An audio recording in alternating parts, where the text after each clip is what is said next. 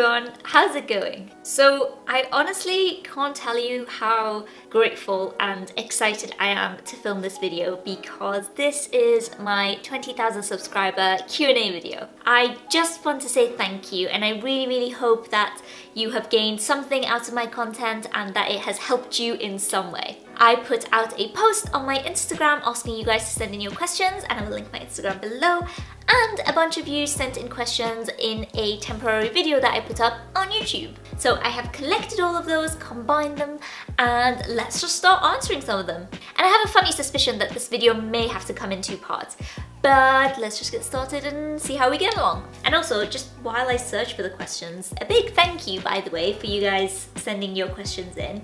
And if you enjoyed this video and you want it to become more of a series, then by all means, leave more questions down below and maybe I can do this as more of like a monthly thing. Anyway, I've got the list up and let's see what is first on our list. So, and Atousa in editing will probably put the questions up on the screen as you're seeing them. But the first question is from Jillian, who says, "Congrats and also love the new hair." Thank you. It wasn't planned to be this short, but there you go. Change is the only constant. Anyway, question. During your time as an undergrad, what was one thing you wish you did at the beginning to help make your studies or just life in general easier? Really good question, especially because I'm going back to university, so I'm trying to reflect on a lot of my previous experiences. Honestly, I would say 2 things. I think the first thing I would say is to try and learn a lot more about my own way of learning, if that makes sense. So I would try and test out a lot of different study methods, find one that works for me, and use that effectively. And I think the second thing I would say is to just try and do more things outside of just studying. I guess this ties in with my last point. Because I was quite an inefficient studier in university, I think I wasted a lot of time that I could have spent doing sports or seeing more friends or doing more adventures. And all of those things I did, but looking back, I just think I could have done more. I could have done more things with clubs and societies. I could have traveled a bit more when I had the time. So yeah, I think that's what I would say. I would make sure that I'm doing my studying effectively and efficiently so that I have time for the rest of life. Because your 20s are a great time, guys. You aren't going to get them back. Anyway, second question. Now this is an Instagram question by Zubia07. I'm sorry if I'm pronouncing any names wrong in this video, just a disclaimer. And he asks, how to manage your time making and editing videos, studying, like for example during your MRes? Okay, now this is an interesting question because it is true that studying or even working full-time like I am doing now, it is very difficult to manage that well and also manage the rest of your life priorities, and YouTube on top of that takes up a lot of time and mental energy. Firstly, I think I should say that I don't always manage my time perfectly. But you know what it comes down to? I think sometimes it just comes down to the sacrifices you're willing to make in order to do one thing over another. For example, a lot of the time after I have had a long day at work, I know that I need to come home and I need to make a video because that's my priority, so that's where I'm going to put my energy. And naturally that means having to say no to, for example, going out with work colleagues. It means having to say no to a lot of big, I guess, social outings, and I guess lots of other opportunities that I could say yes to. I have to say no, and I do say no because I know that YouTube matters to me. And for example, when I was studying, I knew that my studying mattered to me. So I kind of just had to sacrifice certain things temporarily in order to focus my energy on the things that matter. I know it's a bit of a long and roundabout way of saying that, but I hope you understand what I mean. Alright, next question. This is from Sally Olivia, who says, how do you motivate yourself to continue in education longer? I am finishing my masters this year at 26 and I want to pursue a PhD, but can't help feel awful comparison of people who didn't go to uni late or are staying on for postgrad, who own their own homes and already have a good salary. Okay, I can relate to this completely. I think it's really strange for me as a 25-year-old to be going back to university, knowing that I will be studying for 4 years and then I guess starting all over again. So I completely agree, because a bunch of my friends are starting to get married and they're buying houses, and some of them have started having children, which is just crazy to me. But I'm going to refer a little bit back to my last answer, which is it depends what your priorities are. I think I know that for me, going back and studying and going down that route is something that I care deeply about, and I want to do well because I think that if I study more, I will be able to contribute more and that I feel useful as a human. And naturally, that does mean having to sacrifice certain things. But you know, the way that I like to think about it is when you think about sacrifice, it doesn't mean that you aren't necessarily going to have those things. So if you're 26 and you want to go and study a PhD, it doesn't mean that you're never going to own your own home. It doesn't mean that you're never going to have like that decent salary that all of the other people your own age have. It just means that you have to delay that gratification for a bit longer, and as long as your cause is big enough, as long as the thing that you want to do, you care strongly enough about it, then perhaps making those justifications become a bit easier. So I guess that's how I motivate myself personally. Because what I want to do is something I care a lot about, I am willing to, I guess, delay having that stable job or that stable like home and owning my own home and all of those kind of things for a while so that I am able to fulfill this other thing that I care deeply about. And I guess what I would say to you in your situation is, how much do you want to do a PhD? And when you're 80 years old and you're looking back, would you regret not having done it? If the answer is yes, then that's strong enough motivation in itself. The next question is kind of similar, and it is by Zarin Tasnim 18. Again, sorry if I'm pronouncing it wrong, but she asked, what's the biggest advice you can give about staying positive and motivated? This is kind of tough to answer generally because I feel like everybody has got their own answer. But if I had to give a short answer that I guess everybody could sort of apply to themselves is, find something you love doing and just do it well and do it over and over. I know that in itself is very difficult, and the hows of getting around that itself is a topic for another video. But if I had to answer this question personally, as if how do I stay positive and how do I stay motivated?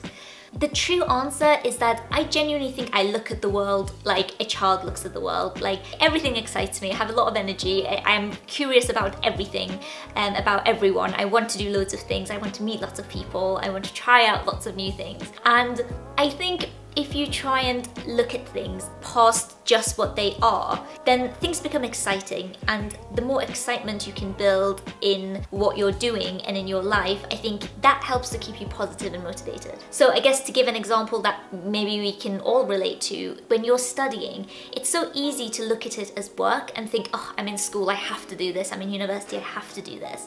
But if you can find a way to change your lens and look at it as in, this thing that I'm learning, whatever it is so fascinating, and it's been years and years of work built up on it, and I get to sit here and I get to learn this, and isn't it amazing? If you can kind of build that up within yourself, which is definitely doable, then I think it makes the more mundane parts of your life more interesting, and as a result helps you to stay more positive and motivated.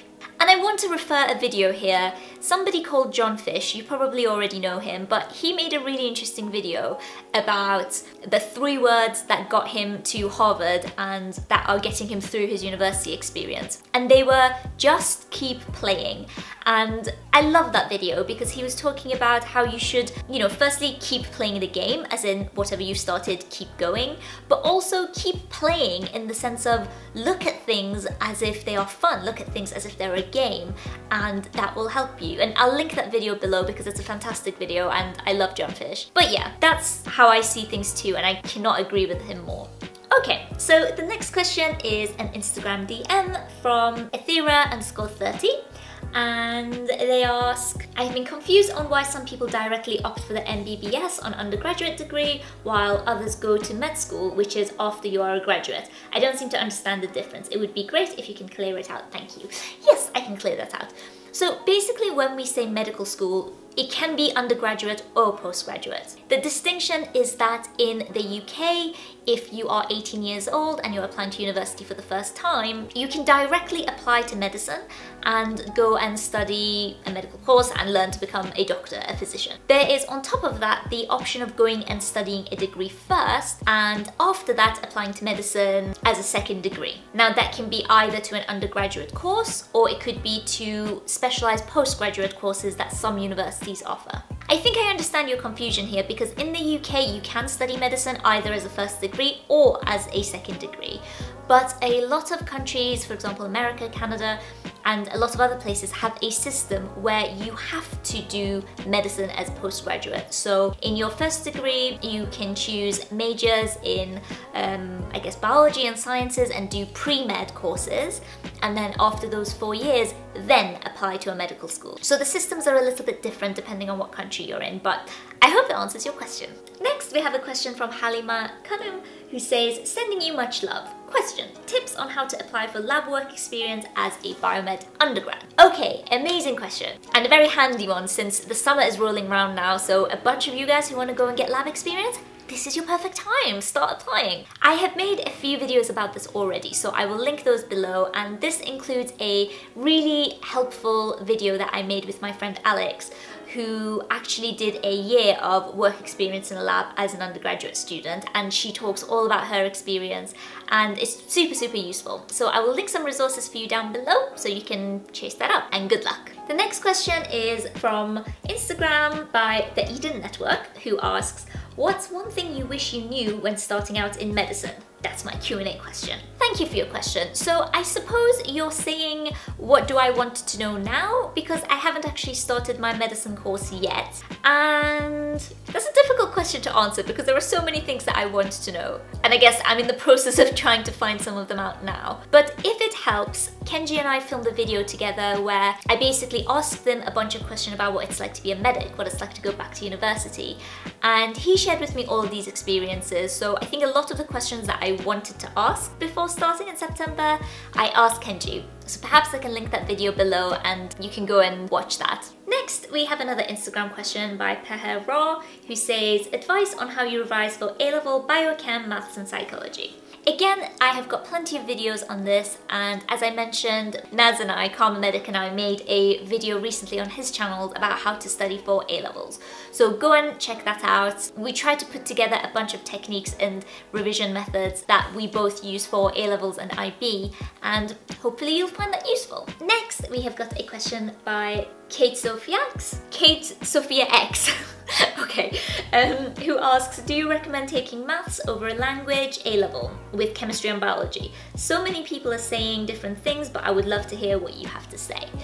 Okay, so I don't know if you're asking about these A-levels because you want to go and do medicine or biomed or some sort of a course in the health fields, which is why you're taking biology and chemistry. In which case, I can see why some people think that you have to take maths.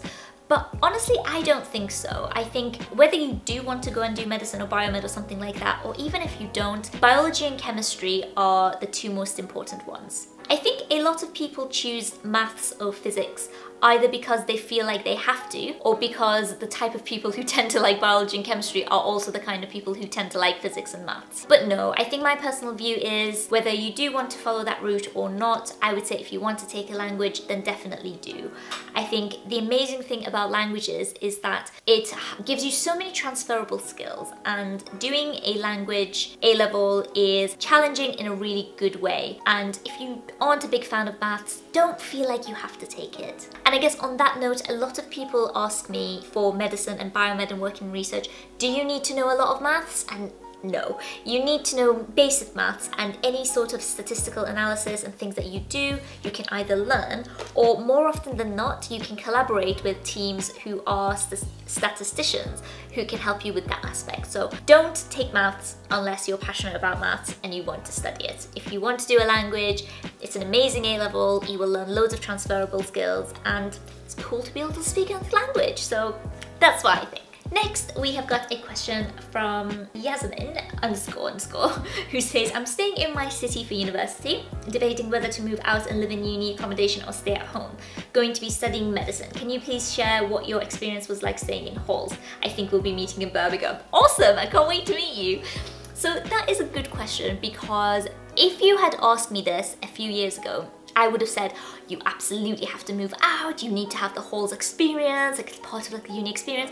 But I think I've grown up a little bit since then, and honestly, I think there are more important things than just having a halls experience. I think right now I value peace of mind, having time and space for myself, being able to go and spend time with my friends, more than just the halls experience. So when I was 18 and I went to study biomedical sciences at Newcastle University, I stayed in halls. And there were definitely elements of it that were interesting. I got to meet a lot of people, it was like fun, it was exciting. But actually, looking back, there were a lot of drawbacks, and I think if I had had the option of staying at home, maybe I would have. It would have been a good opportunity to save money for sure. But also, I think sometimes if you're comfortable staying at home and you like your environment, then it's nice to know that you have somewhere to come back to that is yours, that you feel safe in, and you don't have to deal with things like loud neighbours and, you know, other challenges that people face when living in halls. I think ultimately it comes down to what you think is best. I don't think you'll be missing out if you don't live in halls. But if you genuinely think that it's an experience you want to have and you feel strongly about it, then I would say go ahead. But I wouldn't worry too much about when people are like, oh, you have to do this, you have to do it, it's part of the university experience.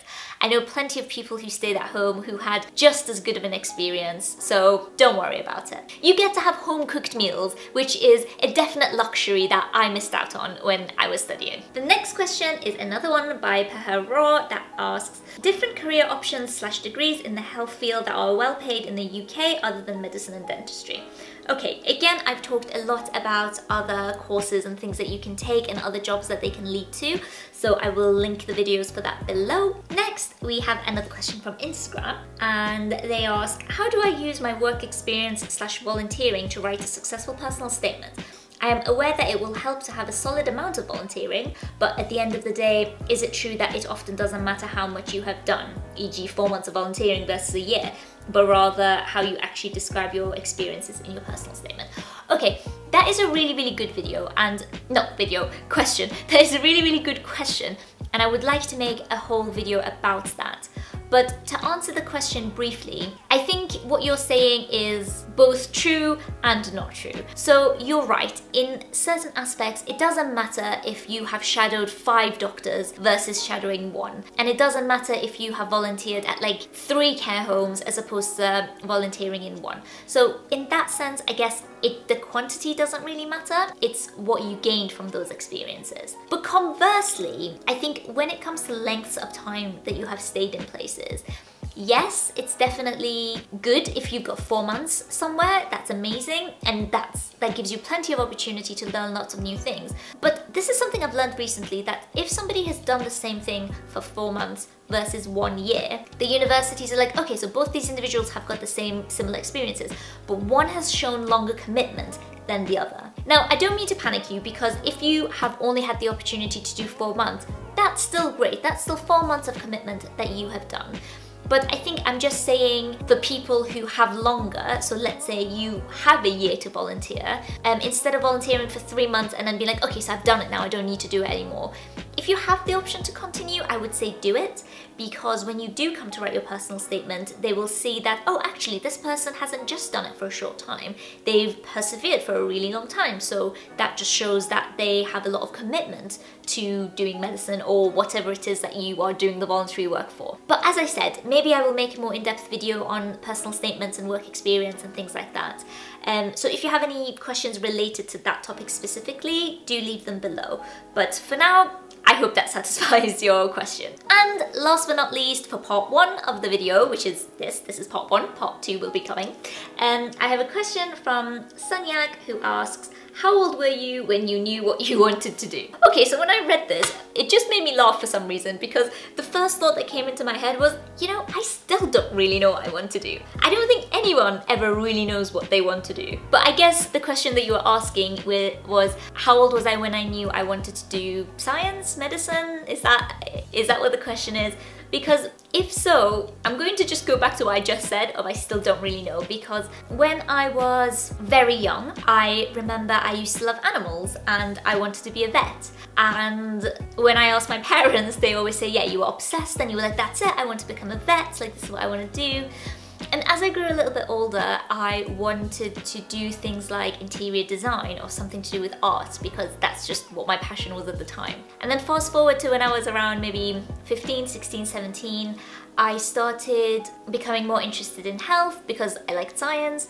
I started becoming interested in psychology and I guess mental health. And around that time I thought, you know, medicine could be an option. Maybe I can do that. So I did some work experience and I don't know what it is, but around that time I don't think I was ready, because I did the work experience, and while it was really interesting, there was a part of me that just resisted medicine a little bit. And because of that, I thought, you know what, why not go and try and get some experience in the lab? So I remember contacting a friend of mine whose dad was a manager at a blood bank in the NHS, in an NHS hospital.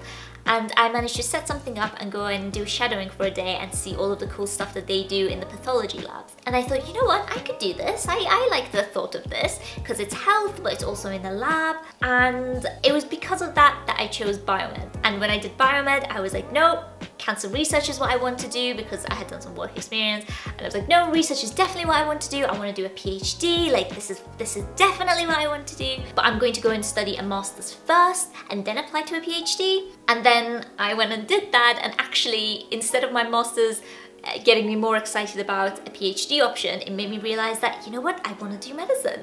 So that picked up from there, and I guess that's where we are today. So to answer your question, I can't even say for certain that being a doctor is definitely what I want to do for the long time. I know right now that it's what I want more than anything, but who knows? I might become a doctor and say, actually, maybe I don't want to practice. Maybe I want to go and do research again. Maybe I want to go and work in medical writing or something along those lines. Like, who knows? And the reason that I've just given you that really long, boring history is to kind of let you know that if you don't know what you're doing, that's okay.